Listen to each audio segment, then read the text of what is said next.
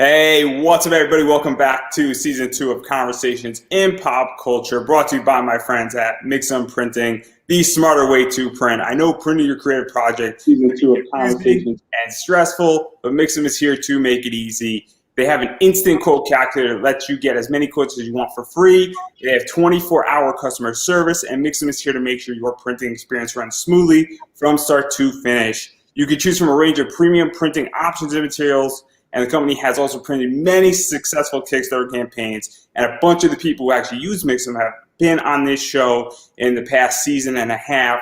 So obviously, you can speak to a bunch of people, and that's something that's awesome about them. And they also offer services in the United States, Canada, Australia, and the UK. And Mixum can print and reach your audience anywhere in the world. So if you're ready to print smarter and not harder, head over to Mixum.com. And right now, they're actually running a really cool promotion where you can drop my name, Andrew Davis, in the message tab of a current order to get 5% off your very first order. That's Mixum, Mixam.com. Type again, my name, Andrew Davis, into the message tab and get a 5% discount on your first order, because every dollar counts when you're running a Kickstarter. So obviously, I got somebody very cool today, and it's Larry Higgins. And I've been wanting to do this one for a while now. So welcome to the show, man. Man, you said a lot there in that intro. Holy shit. Mixum. First, I didn't know you were sponsored by Mixum. That's cool. I hear lots of great things about Mixum. Mixum was one of the companies that was obviously, we were looking at maybe possibly to print Niobe. We ended up going with someone different, but I mean, Mixum was right up there. In fact, Mixum does some options that, current company I don't think offers. So, Mixum, way to go. So I'm very happy because they're the ones who are actually making the rest of this season 2 happen the last 4 months, and the first 8 months of season 3 is happening because of them. So obviously it's super cool for those who are interested in that. And then obviously, though, I want to talk about Niobe because this is an awesome, book, and I love the story, and I've read parts of it. And so what is the basic premise of it? Because that's what I think people want to know, and I think everybody knows this book more or less for a lot of reasons. But for those who don't, what is going on with this book? Wow, man, I don't know about everyone knowing about this book. That'd be cool if they did. We certainly would love that. But I'll tell you, Niobe is started off as just like a passion project. About 7 years ago, it was like me, trying to draw comics and horrible artists, and coming to the realization after 20 years of trying to draw, I was never going to be able to draw. And I'm like, but I still would love to do something in comics, at some day. And this is when my love for comics sort of came back, because I was out of comics for a while. I was I'm 46 years old. I was collecting comics in the mid to late 80s and well into the early 90s when the big boom happened. Big fan of guys like Chris Claremont and Arthur Adams, and then sort of moving up into the Image founders. A lot of X-Men, a lot of Spider-Man, a lot of hot, sexy Image comics, that sort of stuff. And then the bubble sort of burst. Superman died, Superman came back, things got oversaturated, overdone, and I ended up selling the comic book collection for essentially pennies on the dollar, just to have party money. You know what I mean? I was at that stage in my life. Now I'm like, in my 20s and stuff, and I'm running wild and running loose, and I was having fun. And then I walk into a comic shop back in 2008, and I'm playing Magic the Gathering. I'm still doing some Magic the Gathering tournaments, and I walk by the shelf and I see a new run of New Mutants, right? I think it's volume 3. And it had, of course, my favorite all-time character on there, which, it's a big inspiration in many ways to Niobe, which was Magic. Ileana Rasputin, the young sister of Colossus, the queen of Limbo. And I'm like, I got to have this. And it's like, fuck. I bought a comic book again, and now the bug has hit me once again, right? Next thing you know, I'm buying Catwoman, I'm buying Backage of Witchblade, and I'm getting Red Sonja now, and I'm just checking out the X-Men again, and just, you know what I mean? I was like, then I'm full-fledged into it. Then 2011 rolls around, and conventions are starting to become a big thing in my area. We're starting to have a couple of Comic Cons, and stuff like that, you know. And I'm going to these Comic Cons, and at this point, I still had no ambition of making a comic book, but I was like, man, I was really big back into the hobby, you know. And I discovered this place, Andrew, this magical, wonderful place called Artist Alley. And in Artist Alley, there are talents that run up and down the road that you would not believe, from people you never heard of that are simply locals, all the way up to big names, man, doing commissions. And the thing with them was they were always drawing characters that were well known. You know, people would like want Harley Quinn, people would want Deadpool. Hey, can you draw me Batman? You know, stuff like that, right? And I'm like, I'm not going to have them draw that, but I want something cool drawn. And I start showing them pictures of Niobe, like, can you draw this? You know, this is my character. Can you draw her for me? Not even knowing if people would be willing to do it, because I didn't know at that time how artists felt about drawing, you know, properties that were essentially creator owned, or at the time this wasn't even a property. It was just, you know, my role-playing game character from Heroes Unlimited. You know what I mean? But they were doing it. Yeah, sure, no problem, right? You know, you know, they're there to make money. They're gonna draw whatever, right? I didn't know that. I only ever had one guy tell me no, he couldn't draw it because, you know, it was an IP he hadn't worked on or whatever. You know what I mean? And that was Tom Fowler. He declined to do Niobe, so I got him to do a Catwoman. But the rest of them totally drew Niobe. So I was getting Niobe drawn by, like, you know, local people, but I was also getting Niobe drawn by, like, you know, the guy that did Black Beetle, you know, Frank Avilia. You know, I was getting Niobe drawn by Ashley Marie Witter, Dom Mateague, Jamie Tyndall, you know, the list goes on. And that really got me thinking about doing a comic, right? Because I was seeing now my shitty drawings, my character, brought to life by people that actually knew what they were doing. You know what I mean? And I'm like, shit, this damn looks cool. I can't draw it, but I can certainly write it, and then I'll find someone to draw it later. You know, so I wrote the first Niobe back in 2015, and it was a black and white comic. And I got, you know, my two buddies that were, you know, local. One guy had never really drawn sequential comics before, but he really wanted to try it. So sure, we'll be the, you know, let's be the guinea pig and do that. You know what I mean? And then my buddy Andre drew the cover, who is a phenomenal local artist. Like, he's just, locally, he's a big name here. We threw together the first Niobe, and it was a comic book that I think we did maybe 200, 300 printed of. You know, we sold it at the local convention. You know, we sold a few at Free Comic Book Day locally and then at the shop. And then the rest just, you know, went on the small, tiny little Kickstarter that we did with a whole 62 backers and raised, what was it? 2,200 Canadian, which is about 86 cents US. So that's how it started. But basically, the character is a Japanese pop singer who can teleport. So there's kind of like where the magic influence comes in because of the teleportation, right? But she's also influenced, say, by like Dazzler of the X-Men, because Dazzler was essentially the X-Men's, you know, pop star singer. You know, there's a little bit of anime in there because I was big into, like, you know, the anime from the 90s. You know, the Japanese girls with pigtails, like Burn Up W and Dominion Tank Police, and, you know, Gunbuster and stuff like that, right? So Niobe's a mix of a lot. You're talking to somebody who was born in the 90s, who went all the way back to the 1950s with Tezuka, and then came all the way up through from to today with anime. I've gone through 70 years in my 28 years of being on this planet with anime. So I know exactly what you're talking about with every single show you just mentioned. And this is one of the things that I really like about Niobe, is that obviously she is a Japanese American girl, and, you know, it's very cultured in many ways, and there's a lot of influences in your book, and that's something that's super interesting because it's very different than everything else that's out there, I feel. And obviously, to even go further into this, her powers are sort of also killing her, and what happens when you're already slightly famous, and then you get powers, and then, well, a bunch of shit starts happening that these powers ensue, and you make a bunch of decisions that she makes and sort of reveals herself. And it's a very interesting book, just the premise alone, not to mention everything else that's thrown in there. I thank you for that. It's funny that you mentioned, like, you know, you're somewhat famous, and then you're going to become a hero, and you're probably going to get even more famous. So, like, we are totally diving into that with the new book, right? With Niobe Origins, because everyone has always asked me, like, what's her origin story? You know, how did she get her powers? Da da da da da da da. Right?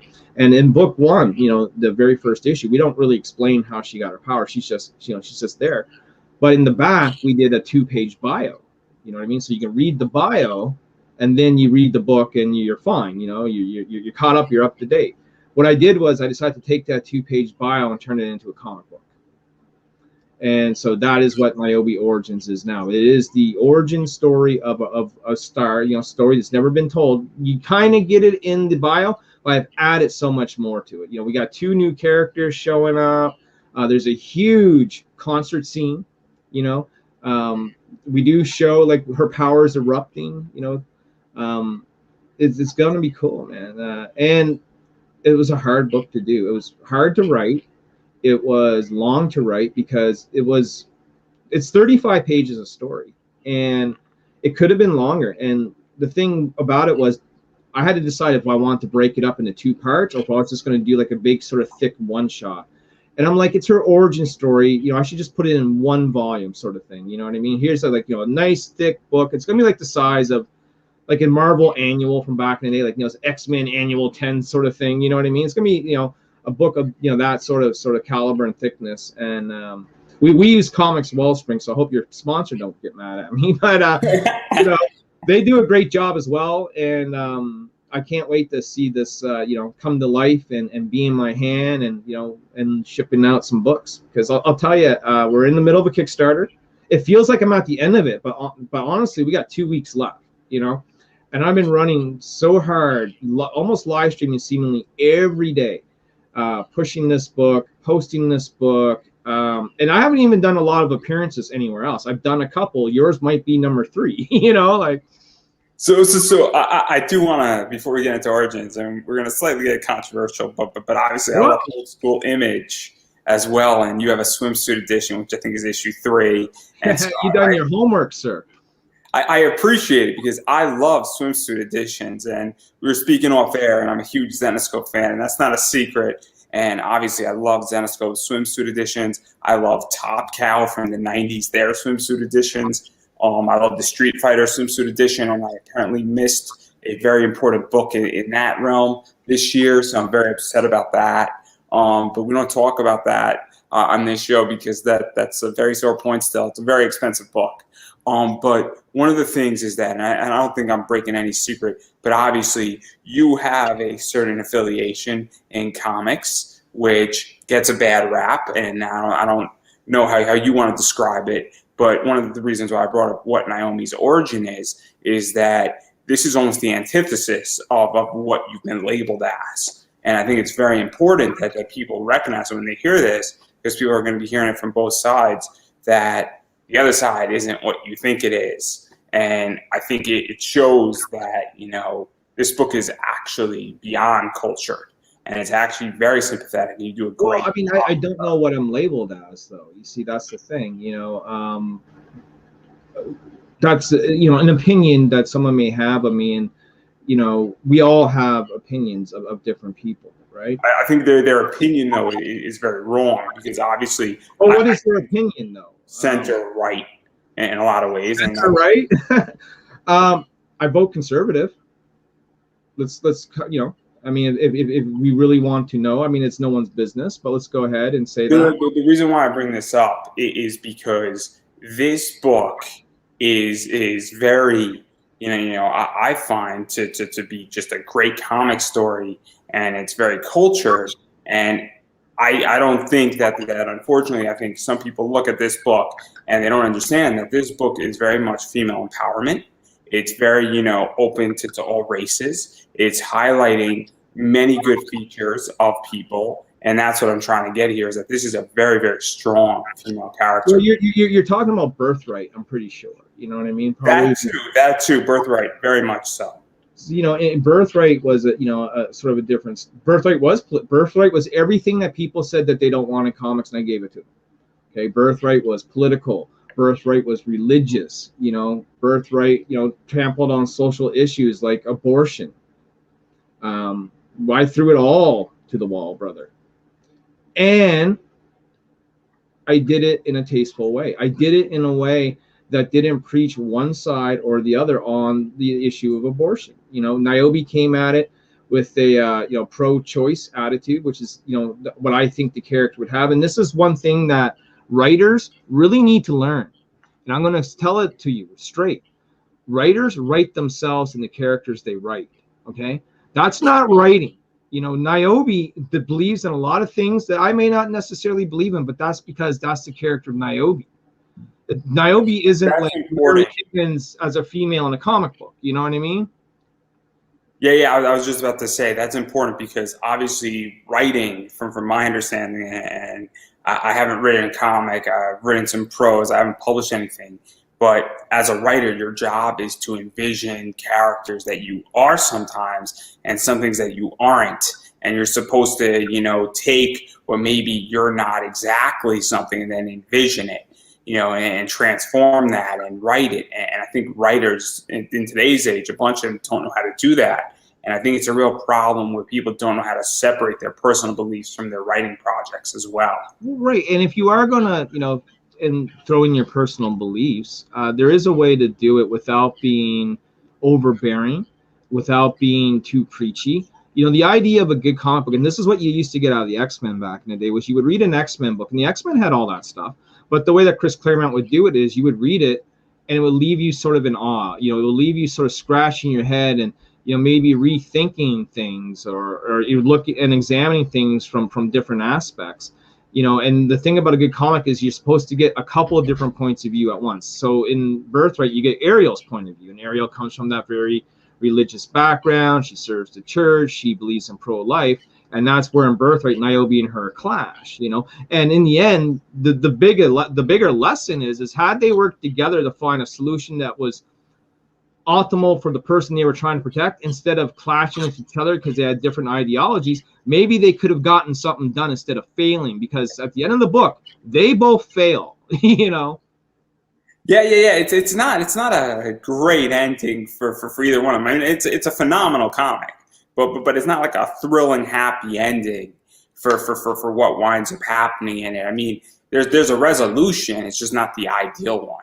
Right, but that resolution happened because these two couldn't work together to solve their differences. That's the message that I was trying to give to people, And so that's something that I want to bring up because I think it's super important, and the fact that you're calling it like it is, and I think people don't know how to call things like it is anymore either. And I think that's a massive problem, not just in comics but in life. I mean, I was watching something where people don't know how to compare two editorials that have opposing views right now in America. And then we go forward, it's going to be a big problem where people are, they're not illiterate that they can't read. They're illiterate in how they're reading, what they can interpret out of reading and reading in between the lines of things. Yeah. Origins is a different, sort of story, though. Origins doesn't have any of that. You know what I mean? Origins is straight up a superhero origin story. There is no real huge controversy or social issue being touched. This is, because I have kind of sort of different styles of writing. Every now and then I like to tap into what I'm seeing, in culture today. Like back when we did Niobe #1, that first book was about teen suicide and depression. We went ahead and tackled that topic. And then we did the abortion issue in Birthright. You talked about the swimsuit issue. That was just straight up, us fooling around. You know what I mean? Like she goes on a tropical island. She's there for a photo shoot. There's like, a creature running on the loose out there that no one quite understands. But those books are important because those books do sell. From a business standpoint, swimsuit editions in comics always sell. Because somebody might not be interested in particular in the Niobe story, but when they see the swimsuit edition, they're like, okay, I collect swimsuit editions. I know plenty of collectors who all they collect is swimsuit editions, and they're willing to spend big money for it. Well, what was different about our swimsuit edition, though, than the ones you're mentioning is, it was two local guys doing it, so we didn't have the top tier sort of art talent that you're going to see in these other books that you mentioned. The other thing was it was black and white. The other thing is that we had a story in ours, right? So it wasn't, cover to cover pinups. It was there was a story, and then in the middle of the story, she's actually doing her photo shoot. So we do 10 pages of different people's art to simulate her photo shoot, and then boom, we get back to the story, And so you invented that because now everybody's copying you in their swimsuit edition. So just take the credit and run. I didn't know I invented that. All right, I'll take it. Because now apparently everybody in the comic world is realizing that you can't just do a pinup book of a swimsuit. You actually have to have like an 8 or 9 page story in there, and then we were even more than that. We were probably more like 16 pages of story in there. And the idea too behind it was like I really wanted to do a swimsuit issue, but I wanted to do it as a story, and we were going to call it Niobe number 3, right? So swimsuit edition is Niobe number 3, and then Broken Kiss was Niobe number 4. And then that's sort of where we stopped, though. And then we did Avani Origins number 1, which was sort of like the last of the old school Niobe stuff. And then our whole entire art team changed. Steve Boyu went on to do Linda 7000, Canadian Sydney, is now working with the Antarctic Press, doing Tiger X with Ben Dunn. So Steve has landed very well. Ben Dunn. I love Ben Dunn. Ben Dunn has been so nice to me. Yeah, no, well, dude, they've been great to me. We can get into that a little later too, but that's what ended up happening with Steve, and so I, also knew I wanted to change things with Niobe. I knew a few things had to happen. One was that we needed to be in full color, and this was, some advice I'd gotten after sort of submitting the comic book around to a couple different publishers. I had one publisher here in Canada call me back, like literally call me on the phone, to talk to me about it.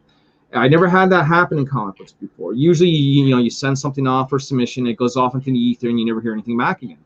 Every now and then, 3 months later, you might get a rejection letter. I've only had 2 people, 3, get back to me like within a day or 2 after submitting it, which means they saw it, they read it, and then, immediately hit me back. That was Peter Samedi from Alterna Comics. He turned us down, but, he gave us some encouraging words, and, he did check it out, right, to his credit. He didn't waste no time.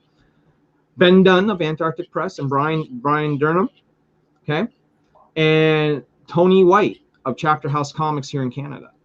And Tony was the one that called me back and said, the art still needs some work. You know what I mean? You need to be in color. He said Niobe should have a costume and outfit. Which she still doesn't really have. She just still runs around in her skirt and leather jacket, But that is something that I'm thinking about doing, though. Maybe making a sort of cool racetrack superhero outfit for her, We'll see what happens. But, he gave me some feedback, and I took that feedback, and I used some of it. I didn't use some of it. But one of the things that we definitely knew we had to do was we needed a new art team, and we needed to be in color.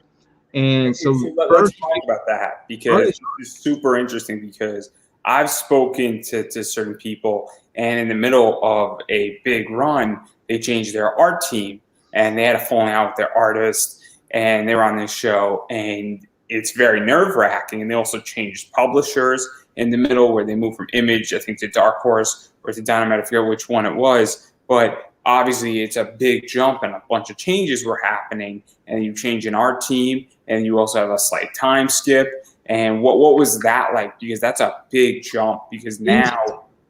it was the easiest thing I ever did. And it was the best thing we ever did. And that's not to put down, Steve or whoever else was on Niobe before that. But Steve understood that I needed to grow Niobe, and he understood that he still needed work on his art, And we had a really frank talk about that. And Steve went on to continue practicing his art. But I needed to, advance Niobe. And so, so Steve and I are still friends, and Steve and I still do a little work together. He did the Avani trading card on the last campaign. He just did the Sybil trading card on this campaign. Plus, like I said earlier, he landed very nicely. He landed doing, because Steve's strength was never really drawing what I wanted him to draw. Steve's strength was drawing giant mecha robots. Okay, that's his specialty. Steve can draw the hell out of a transformer, and he should have been working for IDW years ago, and we've always told that to him. And Steve had a good relationship with Ben Dunn, and Steve would always email Ben Dunn once or twice a month, showing him his artwork. And Ben Dunn would write him back with critique, and Steve would take that critique and then next month email him again. And Steve was drawing mecha robots, and Ben Dunn eventually hired him on to do Tiger X, which is a backstory that you're going to see in the next issues of Ninja High School. So yeah, me and Steve were 100% cool. Andre Boulard, who did the first ever Niobe cover, actually came back after 7 years to do the cover for that issue again as a third printing, and that's an add-on on the campaign, which is our #1, add-on, which is awesome because people want to read that very first story, right? I warned them though, it's black and white, it's not the same art style, but that to some people that doesn't matter. They just want what was the very first, and there's so few of them out there that we end up having to do a third printing. But yeah, I mean, so the transition wasn't hard. The hardest part was who was going to be the next artist, though. It wasn't like, falling out with the art team. There was no really falling out, but it was going to be who was going to take us to that next level, right? And so we still didn't have anyone. And and the problem was there was all kinds of great talent out there that wanted to do it, but the budget was very small. We didn't have a lot of money, it was all going to come out of my pocket. So paying someone $200 a page, for a 20-page comic wasn't going to be very realistic. Just wasn't going to happen. I was just about to ask you about finances because because you're already candid, and this is one of the things that I'm having a hard time where I have an idea in my head. It's just a matter of how to finance it because I have personal economic covets and I don't want to go into debt to produce a book. And that's just something that, it's very complicated. And then Kickstarter, and finding a team to do it and also finding an artist and all that stuff. And, it gets very expensive, and then you still got to print it because, your artist has to eat too. Sure. And so, when we got on to Birthright, there was almost like a 1.5 years sort of absence between Avani and Birthright.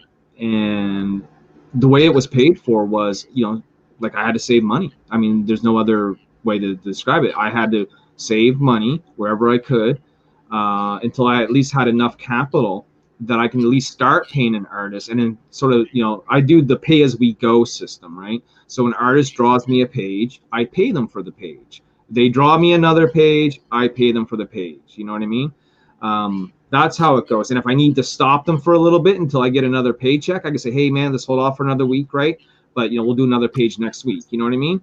And Birthright 1 was slowly put together that way. And the artist that did it was Samir Sameo, and he was a guy that I found through another guy who does a book called Glacial, which is Kevin Perron Rodatelli, I think is you pronounce his last name. He's actually a French Canadian up in Quebec. And he was running a little service of like, hey, if you need an artist, if you need a colorist, contact me. I'm basically agent for a bunch of people, right? And so I decided, well, what the hell, man? I do need someone. I contacted Kevin. I'm like, dude, I'm looking for someone to draw the next Niobe, but they got to have, at least a style that I can be happy with. That's going to, try and fit as much as we can as a 90s look or a Zenoscope sort of look, He said, well, what's your budget? And I gave him my budget. And he's like, I know a couple of people. Let me go check around, see if anyone's interested in taking that on. And then we found someone, and he was great. And we brought him right on. And so we had an artist. Okay, cool. And he was cool with the pay-as-you-go plan, right? Which was important because here's my problem was if I had to pay it all up front, I couldn't do it, for one. But also, when you pay it all up front, what ends up happening is the artist gets lazy. They already got the money, so now they're not in a rush, right? But when you do as pay-as-you-go, they're always looking for that next payment. So, work tends to get done faster. You know what I mean? And it makes it a little easier on the creator if he doesn't have a wad of cash already stashed away. Also, there's something going on. I'm sure, I don't know if you've ever been the victim of this, but there's plenty of times where somebody pays for something and then the artist ghosts that person. Yeah, the whole take the money and run scenario. Yeah. Well, that's why, that's the big danger of paying up front. Now, some people will do, I'll pay you half now and pay half when the job is done. And if I was able to do that, I would have struck that deal too. But all I could do at the time was the pay-as-you-go plan, right? But he was cool with that. So, okay, cool. We got an artist. That's rocking. Now we need someone to do color, right? And this is my first foray into color. I have no idea what this is going to cost, what this is going to look like. Am I overtaking too much? You know what I mean? Is this going to put me in debt to the point I'm never going to be able to do another Niobe comic again because I'm already paying more for an artist. I'm already paying now for color, right? I don't have the local printer anymore because they're god-awful expensive. They told me if I print color, it's going to cost me twice as much, which would have been like $10 a book. Like, no way, I have to go now outsource this somewhere, which I found comics. It was just a bunch of stuff, right? So I put on my Facebook, I'm looking for colors. Do you want to work on Niobe? You want to help grow this this thing with me? Let me know, contact me Facebook, send me your page rate and send me some samples, but make sure, you know what you're doing, sort of thing. Overnight, dude, I have 50 messages. Most of them went to my, seriously, man, most of them went to my spam folder, and I had to go through my spam folder and find them all. But there were two guys, after all the sort of going through it all, two guys that A, fit the budget, and B, fit the style, which was Russ Cassidy and Dan Olvera. Okay. And so I had two top contenders, and I threw them each a test page, and I paid them for the test pages, and I'm like, here's a page for you. Here's the exact same page for you. Boys, have at it. And may the best man win, welcome to the Thunderdome, right? And, they went ahead and did it, and they were both great, but Dan, I gravitated towards Dan's a little bit more, and he became the man, And so obviously, and this is where this is all going, and we're diving into Niobe's origins here. And so what can people expect? Because we're going to get into covers in a second, which is my favorite thing to talk about. All the pictures. Yeah. Well, we're all about, I have an addiction, my friend, okay? So where is this story going, and what can people expect with it? Because obviously the world of Niobe now is very much developed, where we got the main first story, then we got Birthright, and now we're getting her origin story. And obviously this is, and then, so what is this exactly? All right, so this is basically a reboot. Flat out, we're sort of, remolding what Niobe is and was and what she's going to be. The black and white stuff was cool, right? That was the clay that we got to play with to learn our trade, right?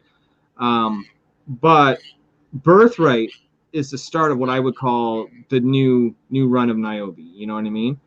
We're not on color. The Kickstarters were getting better. It was like a year and a half in between books.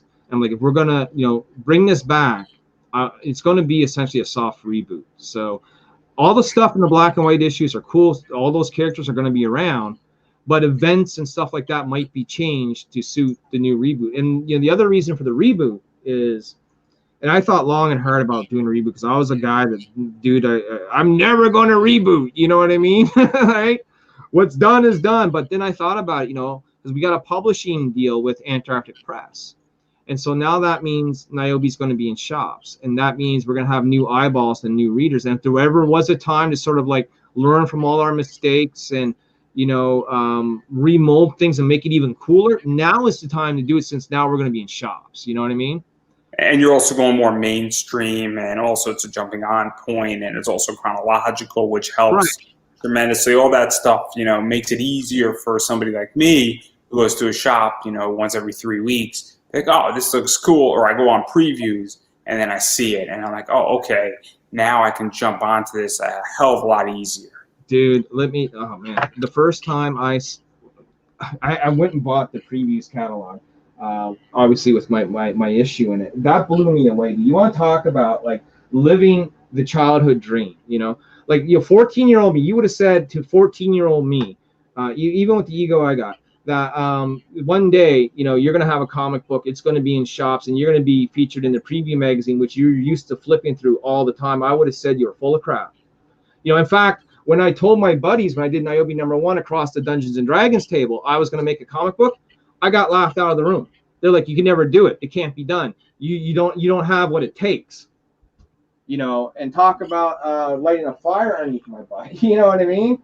And now fast forward 7 years, and here we are, and now we got a shot with a company that has a long history and legacy in this business, over 35 years of comic books. Gold Digger, Ninja High School, man. They did Captain Harlot. They did a run on Robotech. They did Project A-Co. You know what I mean? Like, Antarctic Press, and now they got some of the hottest books right now. They got Punchline with Matt Weldon. They got Rags with Brian Ball. They reprint Common America from Tim Lim, right? They do Patriotica, man. And now they got Niobe, like it blows my mind, dude. So I'm trying to find the preview magazine, and of course I can't find it when I'm looking for it. I was going to come on camera, but I don't know where it is. And so obviously there's a lot of stuff going on, and then the Kickstarter is running fully, and so you got a bunch of rewards because that's the fun stuff to talk about.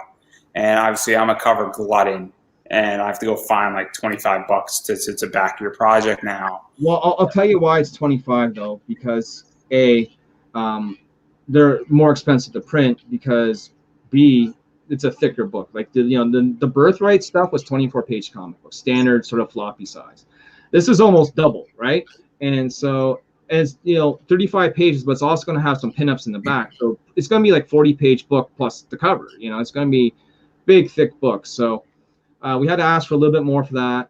So let's talk about the cheap stuff first, because you're offering a bunch of digital stuff, and I've been a big proponent of digital, and I've been doing this show for a while, and a little bit before this on my other show.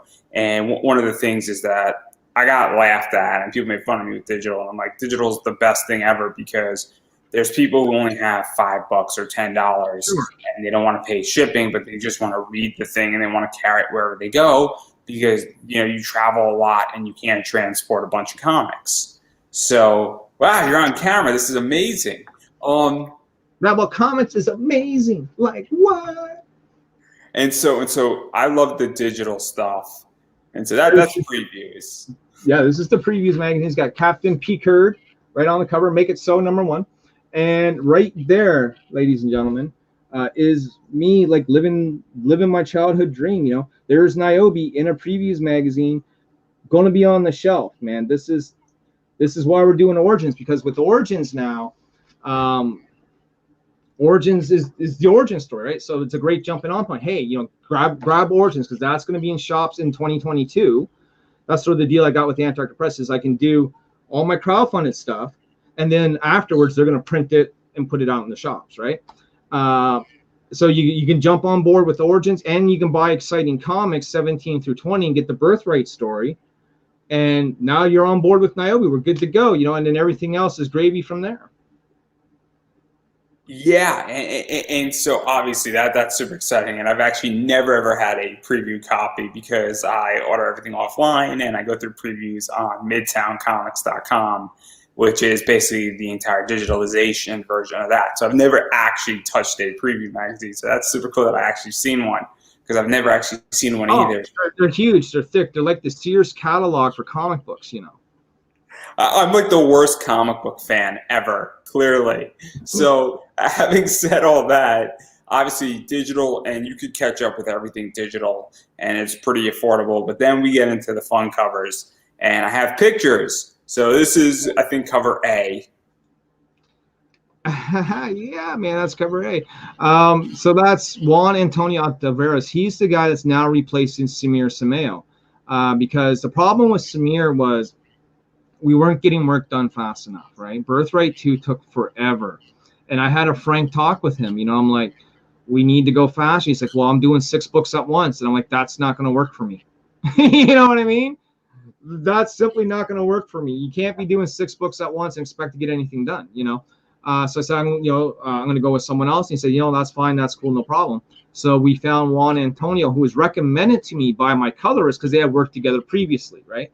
So these guys have worked together for Action Lab Comics. They've done work on Puppet Master, which, if you're a horror comic book fan, you know Puppet Master. And so that was, a pretty good resume right there. But plus, they've done other Action Lab stuff and other indie stuff together. So I already knew if I brought this guy on, he was going to work well with the colorist, and they were already, a team. They have already worked together. So it was a no-brainer to get him on. That's the best. Got me into Chibis. That's right. Yeah. And then I'm sorry, I had to throw that one up, because that one just made me laugh. Well, that's Sarah. She's the Sarah Angel of comic book fans, just so you know.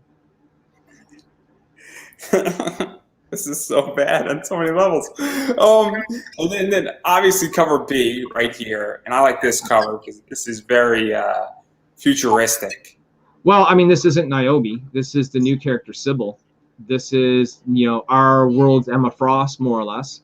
She's a very high-powered telepath that utilizes some modern technology with an ancient relic, and she's badass, man. And she makes her first appearance. If you're a key issue collector, this is going to be a key issue. And you know, people laugh when indies say key issues, but I mean, we're in shops now. This is going to be a key issue for this character.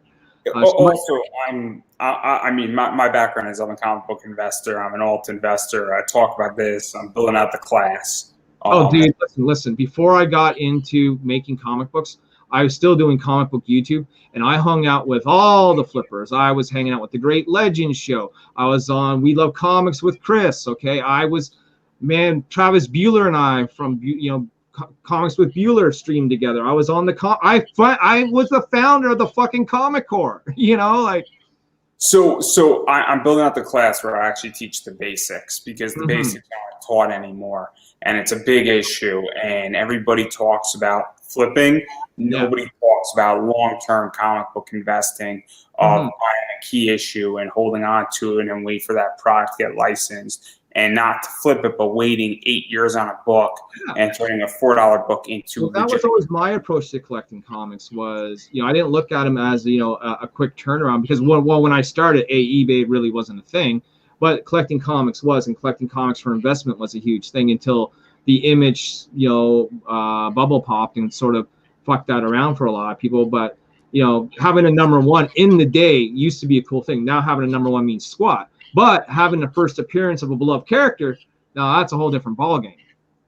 And so obviously, you know, it's just a matter of that with Niobe, this can go in a lot of different directions. It could go novelization, it can go animation, it can go movie, and I don't know where exactly it's going. I'm not going to force you to answer, but everything is getting optioned, licensed, re-optioned, relicensed. Well, I can tell you this: we haven't been approached for anything. As far as I'm concerned, Niobe is an independent comic book that also gets published through Antarctic Press. That is what Niobe is at this point. There's no other deals or anything in the works. But you get where I'm going with this, and I think that's what I mean by I'm trying to sell your book, man. No, I got. Don't worry, I can sell it. I want you to ask all your questions, man, and then we can get into that, you know. And then obviously, I love CB Zane, and CB Zane's been on twice, and I thoroughly enjoyed Might, and I love Might, and I actually picked up 2 covers of Might purposely, and so this is very cool. And obviously, this is referencing, I think it's paying homage to a cover. And so, what was this like to get to work with CB Zane and have him work on something, and obviously do a very cool thing where you're crossing 2 indie characters over? Because when it's done, it's great the right way. Well, the thing with CB Zane is, of course, he's a phenomenal artist. And I didn't even know CB Zane when I first sort of ran into him, in the sense of, like, I bought Into the Suck, which was a comic book he was working on. I bought Into the Suck 1 because I had a badass chick on it. And I read it, and she was a badass chick, you know. And so then I added him up on Facebook, sort of thing, started following him. And he started working with Mr. Tom Hutchinson over at Big Dog Inc. and doing interior work for him and doing covers. And eventually I just made an overture to him and just said, hey, you know, well, actually it was, he said to me, I would love to draw Niobe someday. And I said, great, we would love to have you draw her someday. And then when the time came, I hit him up, but we didn't actually have him draw Niobe, because the cover you're looking at is his second cover he's done for us. The first cover was back on Birthright, and he drew the angel character, Ariel. Right? He's like, I didn't even get to draw Niobe. I said, I know, but this is the theme. All the part 2s have Ariel on it, right?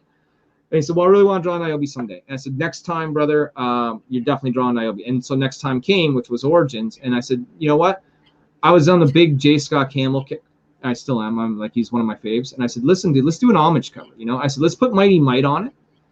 Let's do, you know, something J. Scott Campbell like, and let's do it. So this is a, you know, an homage to J. Scott Campbell's Gen 13 Supergirl #2 cover. And so, you know, you would have like Caitlin Fairchild looking up at Supergirl, and Supergirl sort of looking down at her. And I said, you know, do that. You know what I mean? And he did it in spades, you know. And then we had Dan Olvera color it. And then speaking about J. Scott Campbell, this is another, and this is 607, and my 607 is listed on eBay right now. Right, so. Right. Yeah, I have it. Yeah, I have most of his covers from Spider-Man.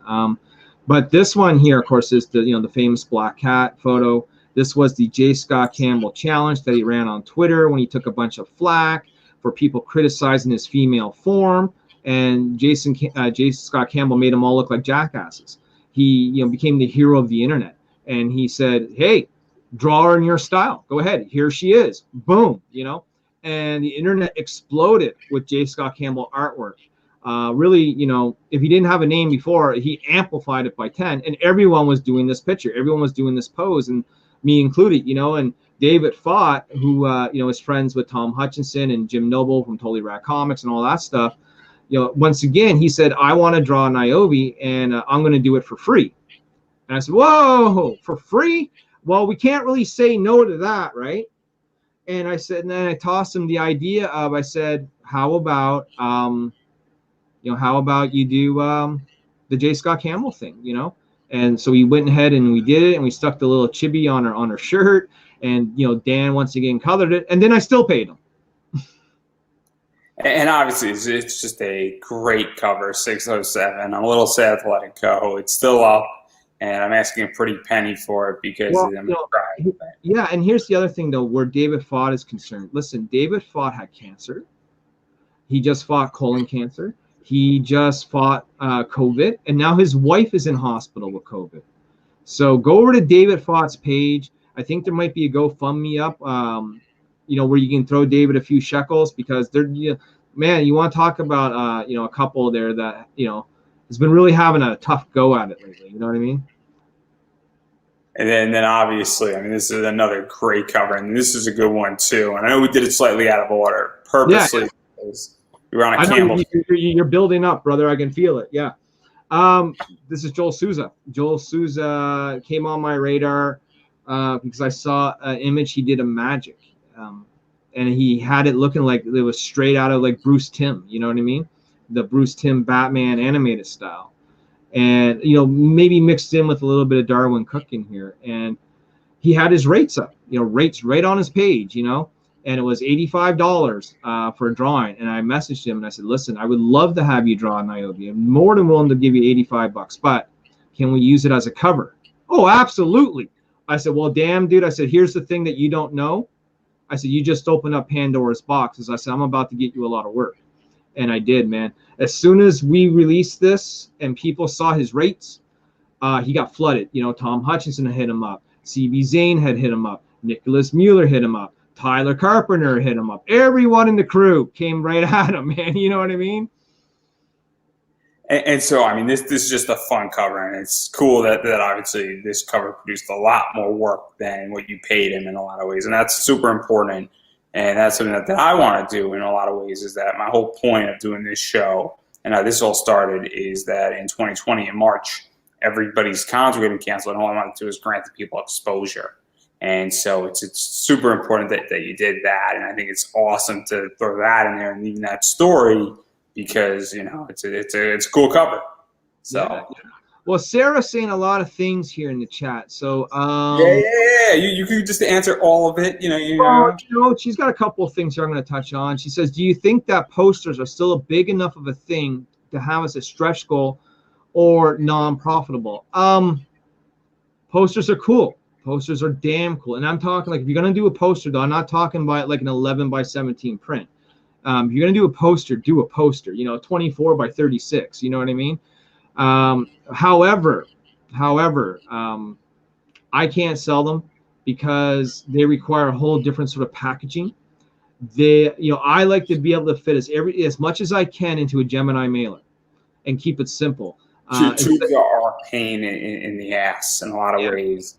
I actually have Niobe posters made. They're in my room right here, but they're personal. I just, brought them down to local Staples and had them made them for $20. They're, the other thing is that making posters is expensive. Unless if you're making them by the hundreds or even thousands, they're not cheap to make. So, I don't really see the profit in them. Like for us at this sort of small stage in the game, maybe one day, we can offer posters. So if I was like doing a local convention, I might have a few on hand because that'd just be kind of cool, But, just to have on a crowdfunding campaign, they're too big. They're require different packaging.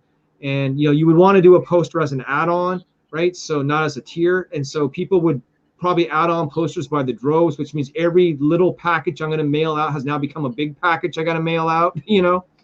It becomes just a nightmare because shipping posters, rolling up posters, making sure your poster arrives nicely, it's a pain. I was going to be entering a deal with somebody to do posters, and then, I wasn't going to be making much money. Don't get me wrong, though. They're cool. Here, I don't know if you're going to be able to see this, but there's the poster of my Paul Green cover right there that I made, right? They're cool. Don't get me wrong. They're expensive. Up there, I got some original artwork. Way over there, you can kind of not see it very well, but it's like the wall of Niobe, and we got Chung Lee on the wall. You know what I mean? So we got a bunch of. Now I'm doing the room tour, dude. Now we got a bunch of statues up there. Metallica, yes sir. And then way over here, we got the TV with some Funko Pops. But my TV stand is comic book boxes. So there's like 10 comic book boxes right there. You know what I mean? Just full long boxes. And then I got 2 over there. And then in this back room, I got probably 1 or 2 more in there, And then I got a whole drawer full of key issues and just like commission work that I'd done on sketch covers and stuff, man. And so there's a lot of stuff there. And then dude, there's too much stuff here. I'm like you. I might have to go consider downsizing a bit, Oh, I don't need the money. I just want the money. Camera just fine. And so sometimes it's time to make exits out of investments, and that's just the way it goes sometimes. And depending on how certain things sell, maybe I don't have to sell my 607, or maybe I'll buy like a 9.8 of it. What is the 607 going for? Last time I checked it out, which is a while back, was like $50. Oh, they one of them just sold for like I think 100. So. Yeah. It's not bad. I'm asking 130 for mine, and I'll take what I can get, because I paid 50 for mine like 3 years ago. So, and I just sold a 601 for 140. So, yeah, raw. So hot. That's why people, Paul Green was the top selling cover we ever had on Birthright, and it was a shame we couldn't get him this time. But his wife had medical problems that he had to address at home. But I've managed to get this off of Paul, which was like the original sketch of Ariel for the cover. But Paul Green's a very, very difficult man to track down for interviews. I've come to learn that. He's old. He doesn't do a lot of them. Listen, I tried, But speaking of him, this is Yellow Label, CGC, signed by me. I have a CGC Traders account, so I can just send them books now. And 9/8, so the collector in you might appreciate that. Beautiful Paul Green cover. I had 5 of these. 4 of them went instantly. And this is my personal copy, right there. Yeah. No, I appreciate that. Right? What were you saying? Well, no, I'm just saying that's kind of what it's about, man. This is kind of where Niobe's growing. Niobe is definitely a book that the collector's market looks at in the sense of the covers, right? And who we get as cover artists, Because when you talk about eBay, right here, look at this one. This is done by Matthew Weldon. And obviously this is paying also tribute to something where it's you put it up on Twitter, and this is how I saw it, because I was debating between you and Matthew, and I'm probably going to try to get Matthew on at some point if I can, that you said, why try to get a knockoff or something to that effect when you could get, the original? Well, this pose has been commonly done 100 times. That's not the issue. The issue is that DC had put out a Harley Quinn right after, this cover was circulating around, and it was led to suspect that, are they copying us? And then a couple other people have brought to my attention that this wasn't the first time that DC had emulated or copied Matthew Weldon. And they showed me a couple of other examples, So I don't know, man. I really don't know. At the time I was convinced, but, I think about it now, and who knows? Because it is sort of like a common pose. But when you look at the other examples, that conspiracy theorist in you starts to run. You know what I mean? Also, what starts happening is that I look at trends in comics, and all of a sudden what starts happening is that you start seeing A and B and C, and there's a Paul Green cover that he just did. I don't know if you saw what Zenescope just released. And I think it's in your add-on, and you already showed it a little bit. This right here. And obviously there's a Zenescope cover that just came out that's for their collectors club, and it looks so similar, but it's obviously Paul Green. So I don't know if Paul Green took some of this. And I'll tell you if I think it's similar. I'll find it in a second. Okay, well, I mean, you can't find it now. You know, maybe you show it to me later. You know, just Facebook it to me or something. I'll be like, it's beautiful. It's Hellchild, and it's so similar. And the idea, though, is that I think it's a little bit different if an artist like Paul Green does a similar cover, and he did that cover. I think it's a little bit different than when, you know, somebody, DC Comics or Marvel, is ripping off from an indie creator. I think it's significantly different. I'll tell you this, you know, and this comes back to doing YouTube, and it's a discussion that, you know, I actually had with Tyler at one point, and it was like, you know, the claim was that a lot of smaller YouTubers were trying to rip off bigger YouTubers in a way that they do things, right? You know, like, you know, maybe you copy their format or the, you know, their content or whatever. But what it really is, and, you know, It's a Gundam had said it best. He said, no, it's not that. He said, it's the bigger YouTubers that steal from the little guys that no one's ever heard of, taking what they think looks cool and putting it on their platform. That's an interesting position in which that, I mean, I always it's like Mark Zuckerberg stealing Facebook from the twins. You know, I can do it, but I can do it better, and I got more eyeballs on me. That is true. That is true, and that could very well be what's going on. Oh, I'm not saying that is. I'm just saying it's a possibility. You got to be open to that. You know, that people are going to copy, people are going to emulate, people are going to try and duplicate. You know, that's just the reality of it. I mean, look. I mean, this entire format has. I wouldn't say the entire format's been copied off of, you know, necessarily off of, you know, other people who have done interviews, but my entire show, obviously, I looked at Howard Stern, I looked at Joe Rogan, I looked at a variety of other people, and I said, okay, how are they doing this project and making it work? And that's how I learned how to be an interviewer. And then you obviously adapt your own style, and I think that's how people grow. But you know, open yourself to the possibility that I'm doing Rebel Comics, right? And I do a segment or something on Rebel Comics, or I do something in my intro, and a bigger YouTuber sees it and goes, I actually kind of like that. I'm going to do that myself. And they just rip me off. Don't think that doesn't happen, because it does, you know?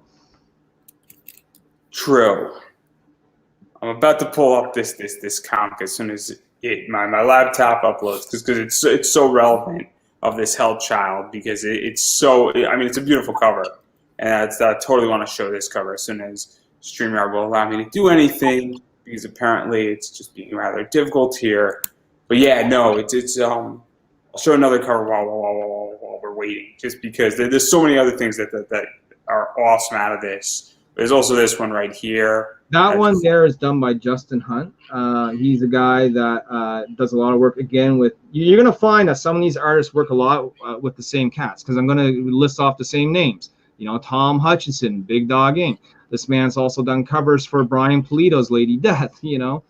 And he approached me. He said, I would love to do an IOB cover. And again, it was like one of those things of, well, we would love to have you. And so we worked out a deal and we got him in. And then obviously this is another. Yeah.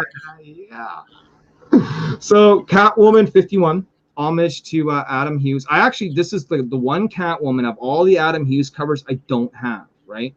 And this is the thing that people don't get when they think about key issues and stuff, is that because it's not a key issue, but it's a hot cover, and hot covers, as you know, as a Zenoscope comic book collector, spring up in value, especially if they sort of get rare. Catwoman 51 has been one of those covers that has consistently hold its price, if not gone up in price. And it's, you know, a hot book to get CGC'd. It's a hot book to buy, and it's a cover that has been cover swiped many, many times. We've done it. You know, so we're 101. You know what I mean? Luigi Terrell of Rags, you know, Brian Ball, Antarctic Press, he did this one, and I love it. You know, it's great. It's a fun cover, and obviously, you know, for those who are fans of this, and this also opens up the door, much like a variety of the other covers that we were talking about, where somebody might say, look, I love this cover, and I want to put it right next to this other book. And that's something that I like to do with certain books, is that if I know something is referencing something, I like to buy a bunch of the tribute and homage covers and put them next to each other, because they make really cool photos and it's kind of fun. And I think that people who like this type of stuff tend to do that as well. And again, they might not necessarily know Niobe right off the top, but then they see this cover like, oh, I need to have it because it's part of sort of this set. But that's also a good thing in many ways, because what ends up happening is, again, you being in the collector's market would know, if something has a small print run, and it's, but it's somewhat cool, it ends up sort of being sought after. The reason why that Paul Green cover I told you off air was being flipped for $150 is twofold. It's Paul Green. He's got a well-known name in the Zenoscope universe. But B, it's also one of his rarest covers. You know what I mean? Because it's from an indie guy who did a Kickstarter and only did, less than like 400 of them. So the real Paul Green collectors, the hardcore guys, they're going to want his rarest of the rare. It's like, a hardcore J. Scott Campbell guy is going to look for the obscure J. Scott Campbell cover somewhere. Well, Niobe's that, right? And it's the same way here with Luigi Terrell. Rags gets flipped on eBay 100 times a day. I've sold Luigi covers on eBay for $50-$60. You know what I mean? Easy on eBay. I've only sold 10 comics on eBay, but everything I put up sold. You know what I mean? Yeah. So it's one of those things, and then obviously, that's what it does, and then it's also very limited print run in a lot of ways, and so obviously it's really sought after, and people want that, or they want the next best thing, and then obviously this cover. Oh my Gucci-ness. Oh my Gucci-ness. So this is RB White. Now RB White, he's worked for a lot of big companies. He's worked for Nickelodeon. He's worked for FX. He's worked in comic books. He's a European artist, so much along the ways that you would find by Milo Manera or Louis Royale. From heavy metal. He brings that vibe with him. And he's done work for a variety of companies. Currently doing work for Dynamite Comics. He's drawing, Vampirilla variant covers for Dynamite right now. He's done work with Action Lab Comics, doing Zombie Tramp and Dollface covers. He's done work for Zenoscope, and he's been with Niobe since 2016. And he's also, by the way, just to plug him for a second, got a brand new art book out now on Kickstarter, which also has Niobe imagery in it. So I would recommend everyone go and pick up a beautiful art book. But yeah, he did this cover, man. Phenomenal cover. We actually on the campaign have 2 pieces of original art. His first rough sketch of this, and then another drawing he did, which is the more refined version. And they're both sold now, so they're both gone. Oh, that's the second best comment. Sarah. Yeah, she's the Niobe cheerleader. I gotta say, brother. You know what I mean? That's a perfect comment. That is a perfect comment in so many ways. Now, and this is also going to be in foil. Like a couple of these covers you show are going to be also in foil. And I think, when you see like black and silver like that, I think that's going to really shine on a foil cover, Yeah, and that's something that's also very cool, is that you're doing foil stuff and you're doing some other cool special stuff with covers. And I think that also adds a different element to it as well. I'll tell you, it's the most scariest thing I've ever done. Oh, yeah, here we go. Chris Enoch. So Chris Enoch is... he's another Zenoscope guy in a lot of ways that does a bunch of covers for Zenoscope. Covers for Lady Death. He does a few things with the indies. He recently worked on Minx with Molly Schofield, which is like a badass cyberpunk book. But now he's also got a contract with Image Comics, and he's doing a bunch of covers now for Image. So we got him right before Image got their hooks in him. So that's something that's very, very cool. Where it's now this one took a long time to get done. Chris Enoch's a very busy man. He had a lot of things on the go, but he delivered. We actually were able to put this photo up on the Kickstarter maybe 4 or 5 days ago. We had like his pencil drawing first, right? Work in progress. Then we got the inked version like a week later, work in progress, and then we finally got the colored version. And yeah, it's dynamite, man. And this again is going to be in foil, and hopefully it looks sharp. And also just the background. I don't know. I'm a big Dawn Teague fan, and she's been on twice, and she's been on with JP Roth, and she has a Cyberpunk Dorothy cover from Zenoscope. And the reason why I bring it up is that the background on that is phenomenal, and I think that the background on this is also a phenomenal. It's one of the best parts of this cover is that I feel like I'm in that city, if that makes any sense. Well, I can tell you Dawn Teague didn't do that. That'd be cool if she did. I've had Dawn Teague drawn Niobe before, but it was just like so personal. the reason why I bring this up is that it's very cool when Chris did this cover, and that you feel like you're in the city with the cover, because your other covers, I don't feel like I'm in the city. Like I feel like I know that image, and like I feel like that city is inviting me in when I'm looking at it, and it's a very cool effect when it's done on a cover. Yeah, well, we did a couple of city covers. Justin Hunt's is also a city cover, but his is a lot of different style. Even the Matthew Walden is a city cover, but it's a city cover where she's sort of down in the alley on street level, right? This is more of like almost like a rooftop sort of scene. You know what I mean? It's just a very inviting city cover, and it just has like a connection where I think everybody knows that scene, and it's really nice because people can resonate with it, and it's going to look awesome in a foil. Yeah. So 5 of them are going to be foils, but there'll also be like regular editions of them as well. And then obviously this is sort of like the last one, and this is just classic Naomi. So this is done by a beautiful woman, equally as gorgeous as her art, named Courtney Rose Dameron, and she's a newcomer on the scene essentially. Like she may have been around for a couple of years, but I mean, she's only really starting to make the circles now, in the sense of like she did some covers for, again, Totally Rad Comics with Jim Noble. She's done work now on Scorpiana, with CB Zane, Scorpiana 3, she was like, again, another artist that came to me. We didn't seek her out. She's like, when do I get to draw an Niobe? It's like, well, when do you? I said, okay. I said, I didn't know you were interested. We'll work it out. And she drew this, and then Dan Olvera, who you're gonna hear his name a lot from me, did the colors. He did the whole graffiti background and the colors, and he really made this shine.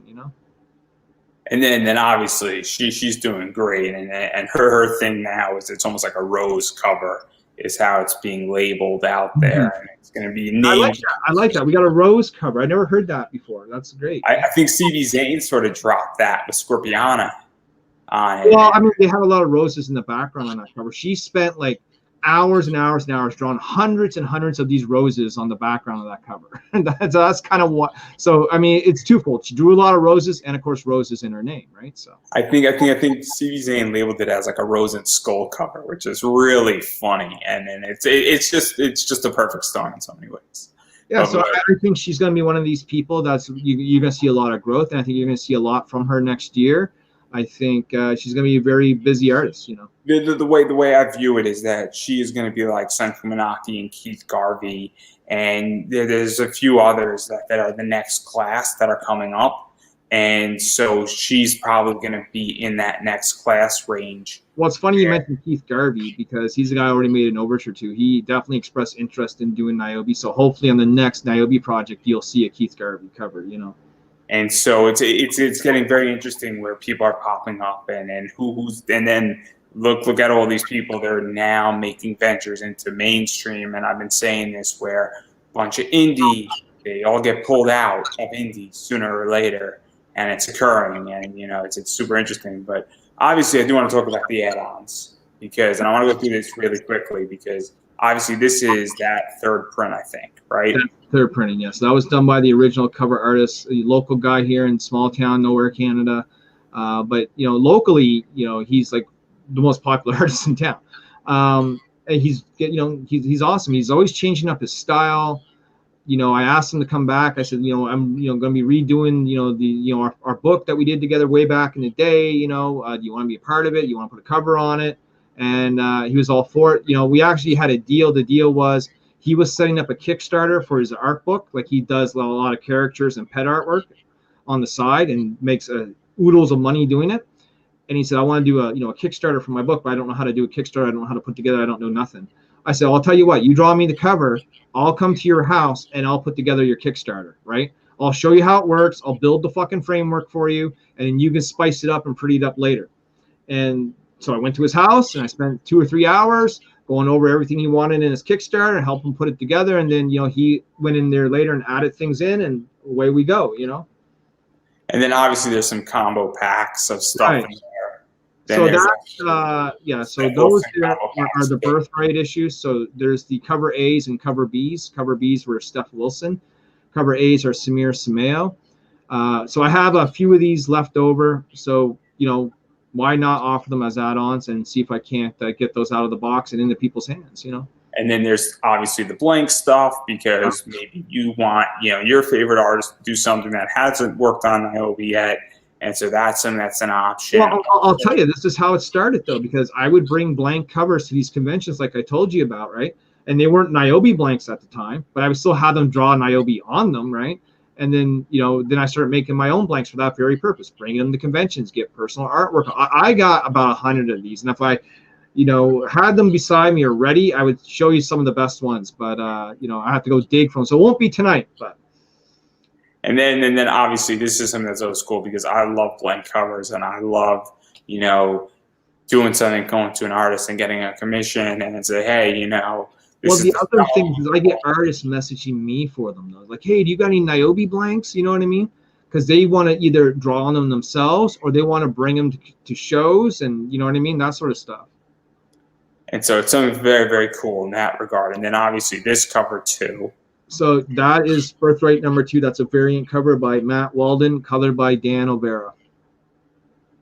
And that is, of course, the angelic character Ariel, who opposes Niobe in Birthright. And then hero, you decide.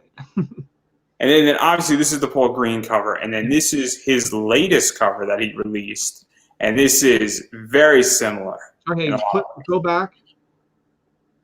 I want to see mine again. Yeah, no, they're two different things.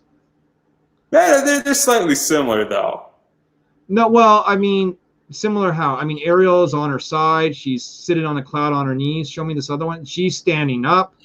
It's the same. The pose is completely different. I mean, what's similar is, yes, they both have wings, and yes, there's both the a cloudy background behind them, sort of thing. Well, not even really, because Paul Green's is more like a moonlit sky, where this is Paul Green, so it's. Well, I mean, Paul Green's going to look similar in many ways to all his other covers, though. You know what I mean? But I wouldn't. That would not be one I would look at and go, "That's a copy." You know what I mean?